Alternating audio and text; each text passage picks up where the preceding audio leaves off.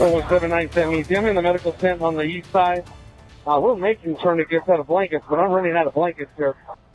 Police radio calls reveal the absolutely heroic efforts of first responders to help the victims while still hunting for that shooter. Our 10 News anchor Brian Schlonsky has been pouring over hours of those calls. Brian, you have so much more. Well, Steve and Lindsay, you said it, just hours of these police radio calls. You can really hear the chaos, the panic in the officers' voices. You got to remember, they are racing towards this gunfire as all this is going on, all of the hysteria taking place there, not only trying to help the victims, but also find that shooter.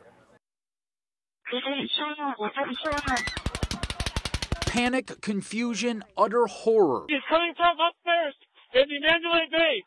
Upstairs in Mandalay Bay, halfway up. I see the shots coming from Mandalay Bay. Halfway up. Hysteria in the voices of police coming upon the scene at Mandalay Bay. Multiple GSWs to the chest, legs, terminal arteries, at the medical tent, 4A. Officers tending to hundreds of victims. I'm in the medical tent on the east side. We're making tourniquets out of blankets, but I'm running out of blankets here. A major highway shut down to transport the wounded. NHP to shut down the 15 for medical and all officers going to the hospital. But a plea to police. It's been a while since we've heard any shots. Did anybody have eyes on the shooter? To hold off on helping victims and find the shooter first. Okay, we can't worry about victims. We need to stop the shooter before we have more victims. Anybody have eyes on this shooter? CP, I need eyes.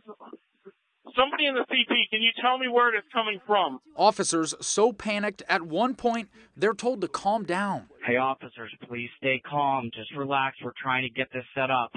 Okay, just stay calm. That a nearly impossible task, especially with some of their own among the carnage. Designate me one marked vehicle right now. I'm going to meet them at just north of this event.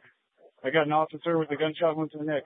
Even miles away, terror at the airport. Passengers sprinting across the tarmac. Patrol Metro 5, we're getting multiple reports from the Karen Tower now that there's multiple people running across the runways, the active runways.